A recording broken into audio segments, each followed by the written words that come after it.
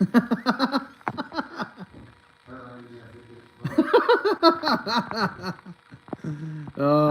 him have his moment. How's it going, lads? Welcome back to the review, Friday night review, round 9 of the NRL. Wow. What a crazy Friday night, man. Manly choking to the Raiders after leading 20-0. What a disappointment that was.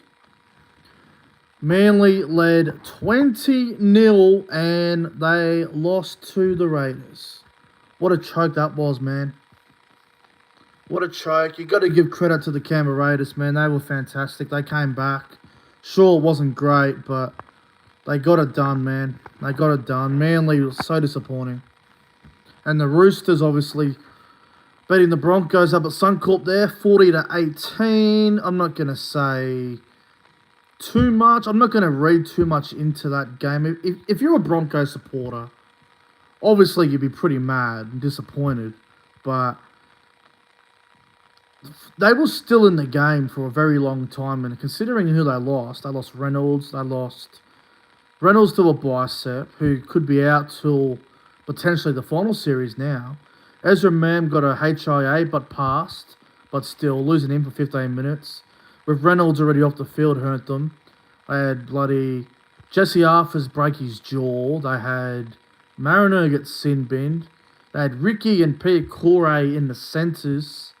So it was definitely a mess. The Roosters had to win. If the Roosters couldn't win with who the Broncos lost, then the Roosters would have been the frauds of the year. Jason Reader with the $5 super chat all the way from New Zealand. Thank you very much, Jason Reader, for the $5. And he says, up the Roosters. Aye, well, congratulations. Congratulations to the Roosters. 13-plus win.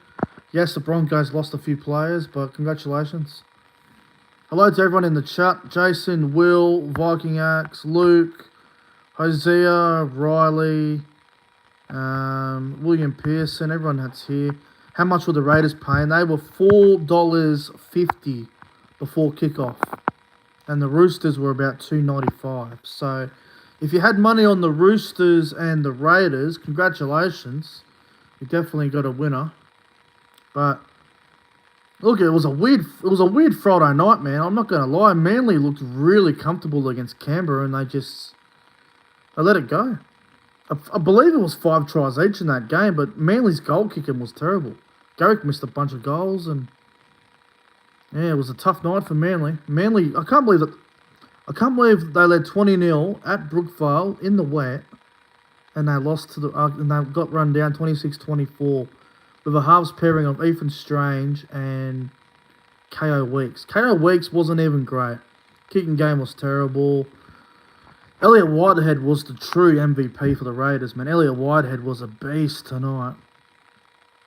I can see we've got about 15 people in the chat. Make sure you guys press the thumbs up button there. I would really appreciate that. And if you want to donate to the channel, feel free to do so. You've got the Super Chat option, which is available. You've got the PayPal option, which is available. And you've got the Pay ID option, which is my email. If you do want to donate and I'm not live, then you can just DM me on social media, on Instagram, and I will give you the Pay ID information, and you can, if you want to support the channel and Pay ID, you can do that as well. I probably prefer the PayPal, just because I get it straight away. If you donate on YouTube, I don't get it until a certain date of the month, which I'm not going to reveal, but usually when someone donates with the super chats, I don't get that money for about 4 or 5 weeks. Sometimes it's 7 weeks. It all depends on the situation. So that's there if you guys want to do that. But anyway, welcome back to the Friday Night Football review. We're not going to be on here for too long. We're just going to go over the games quickly. The first game, look, I thought Manly were going to absolutely destroy. Thought Manly were going to destroy the Raiders, but Canberra came back. Credit to them, man. They got beat 40-0 last week, and they showed up tonight on the road at Brookvale, which has been a fortress for Manly all year. That's Manly's first loss at Brookvale this season. So Canberra with the upset, man. I can't believe they came back and won that game. I'm still surprised they won that. I really am. But so much for 8 from 8. So much for 8 from 8 from the tipping. Now, Manly got off to a hot start, man. Like Tommy Turbo scored, and then there was another try there. Like I think Turbo got one. I think Garrick got 2. There was another try to, who was it? Tommy Talau. I'm trying to remember the fucking other try. I can't remember off the top of my head. And Canberra, like, they fought their way back, man. Elliot Whitehead, K.O. Weeks got 1. Whitehead got 2. Kotrick, I think it was, that got 1 as well. And Hudson Young, with about, 4 or 5 minutes to go, scores the match winner. And then, obviously, DCE goes for the field goal with, 20 seconds to go, and he misses. And he was trying to get it. He was trying to get it to go to Golden Point, but wasn't to be for Manly. Just wasn't to be. It wasn't their night. The thing that interests me is how can you lead 20-0 at home and get run down? Like, I know it happens, but gee, Manly would be so disappointed with that. They really would. They really would. It's going to be interesting to see what that team looks like next week. If I make some changes after that, because I don't think that's good enough. Lead 20-0 and lose. Maybe you've got to look at your lineup and make a couple of changes, because you can't just drop off like that. And to be honest, I don't want to be too critical of Manly here, because I think they're a bloody decent side and they could be the dark horse of the competition. They could be. Not saying they are, but they could be. Just want to say that they've got a bit of an issue with leading games. Like, they've had a few games this year where they've led, like 14-0 in round 3 against Para, 16-0 up against the Warriors, had a draw, almost blew the Titans game, almost. I mean, last week against Parramatta, they were in a bit of trouble until Sevo decided to have a brain explosion. I'm sure there's other games I'm forgetting about, but Manly have got a little bit of a habit at the moment of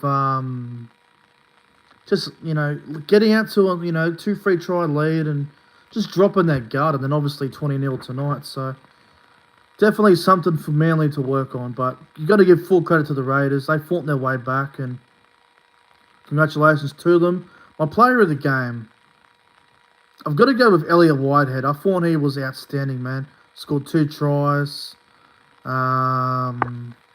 Set one up, I think, for KO Weeks at one point. I just thought Elliot Whitehead was the difference, to be honest. Thought he played his guts out. So did Hudson Young. So did Tomoko when he had the ball.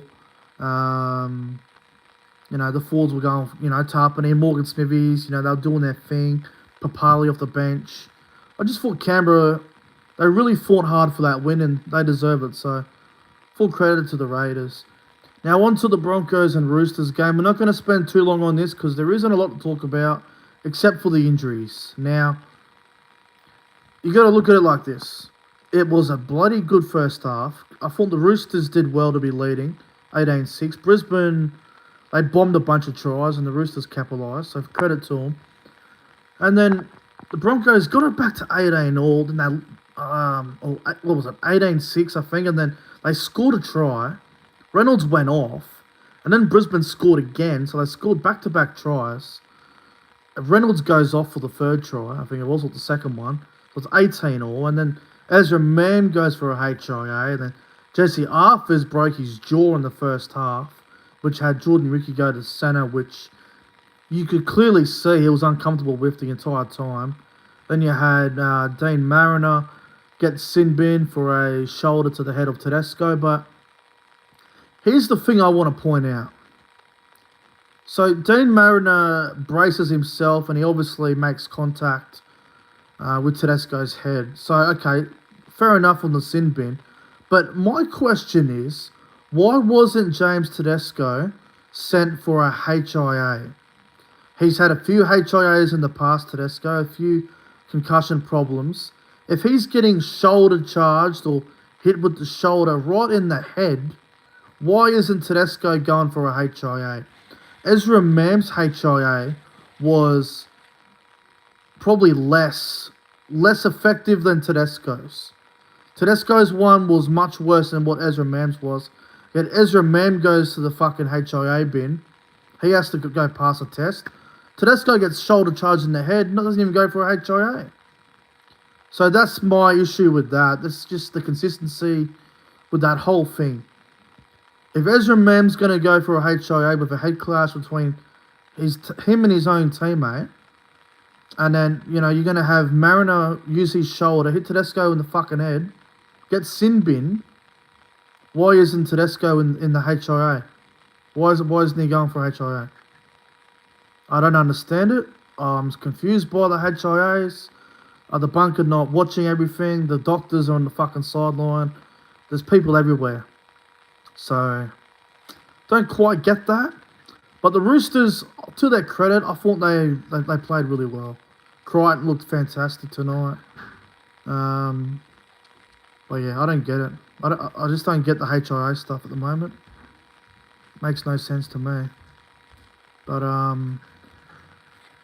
good night for the Roosters. Just a little bit too good. Sam Walker looked really good out there. Who else was out there? It was good. Oh, Terrell May off the bench. 2 tries. Good stuff. Hey, you're right, Viking Yaks. No wonder Gus got fined. Gus wasn't wrong. Gus wasn't wrong with what he said. I'm not going to get into it too much. I can see there's a question from Hosea about it. I don't blame Gus for what he said. He wasn't wrong. Will the Corner Post podcast make a comeback? Potentially. I'm probably going to start something fresh, Hosea. I'm in talks with a few people. I've got something planned, but sometime soon. There'll be something new coming anyway. Anyway, not much more to say on this. Roosters obviously took advantage of the Broncos' injuries and they run away with a 40-18 win. So, see what happens with the Roosters going forward if they can back it up and continue to win games. But yeah, my player of the game from the Roosters Broncos, I've got to go Angus Crichton, I reckon. 2 tries, look good all night. Yeah, Angus Crichton, player of the game, but Terrell May and Sam Walker pretty close up there. Tedesco as well, but Crichton, player of the game. Alright guys, thanks for watching the review. I see we've had a great crowd here tonight. Thanks for watching everyone, and see you guys tomorrow for the Saturday review. I'll probably do the Bulldogs-Tigers game separately. So Bulldogs-Tigers review probably about 4:50, 4:55 tomorrow afternoon. And then obviously Saturday night, obviously we got Titans-Storm and Cowboys-Dolphins, so should be good. Thanks for watching. Have a good night, everyone. See you tomorrow.